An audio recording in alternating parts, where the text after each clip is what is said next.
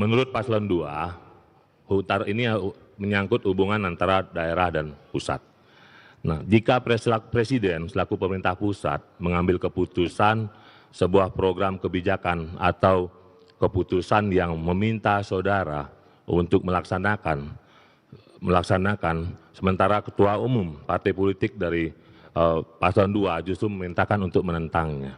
Bagaimana sikap saudara? Apakah saudara mengikuti arahan Presiden atau mengikuti arahan ketua umum? Dan inovasi apa yang paslon 2 akan lakukan untuk keunggulan, mengingat anggaran yang defisit, baik inovasi peningkatan investasi, inovasi peningkatan PAD, maupun inovasi pemenuhan kebutuhan dasar masyarakat. Terima kasih. Terima kasih. Kalau sudah ada keputusan yang menjadi kebijakan pemerintah pusat, kami pasangan Koster Giri akan patuh kepada kebijakan pemerintah pusat untuk melaksanakannya di daerah.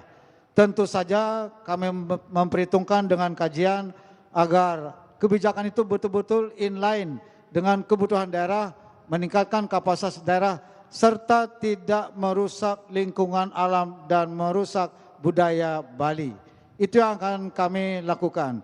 Selain itu, berkaitan dengan inovasi untuk pendapatan daerah, karena kita tidak lagi selamanya bergantung dari APBN karena keterbatasan APBN, pengalaman kita selama ini di DPR, maka pemerintah Provinsi Bali harus memiliki inovasi yang tinggi.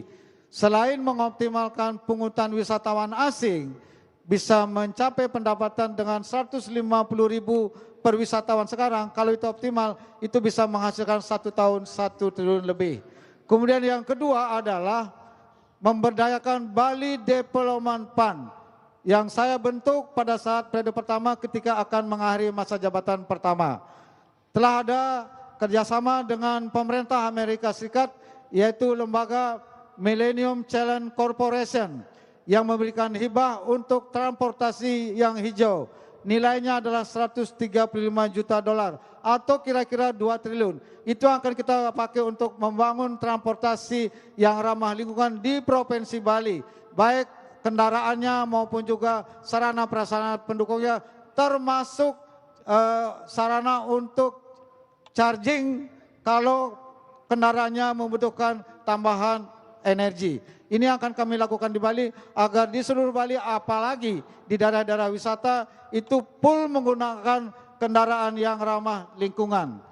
Termasuk juga penggunaan pembangkit tenaga listrik yang ramah lingkungan, PLTS, itu akan didanai dari hibah ini. Jadi itu kira-kira 2 triliun akan mendapatkan mulai 2025 sampai 2029. Sekarang ini sedang dikaji oleh pihak Millennium Challenge Corporation, studi kelayakannya untuk transportasi yang hijau ini. Kalau ini sudah, kita di Indonesia, Bali termasuk yang pertama mendapat prioritas, yaitu dari 5 provinsi yang ada di Indonesia.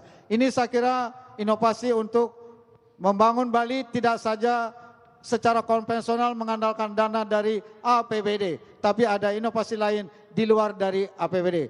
Ini adalah satu-satunya provinsi yang diberikan oleh Kementerian Bappenas. Terima kasih. Masih ada waktu, Bapak? Masih ada waktu, Pak? Cukup? Cukup.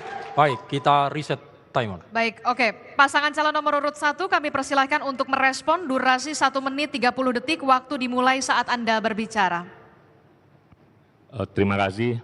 Saya yakin itu hanya pernyataan yang faktanya saja dari paslon 2. Yang sebabnya di mana rekam jejak paslon 2 menolak Piala Dunia U20 pada saat menjelang drawing Piala Dunia.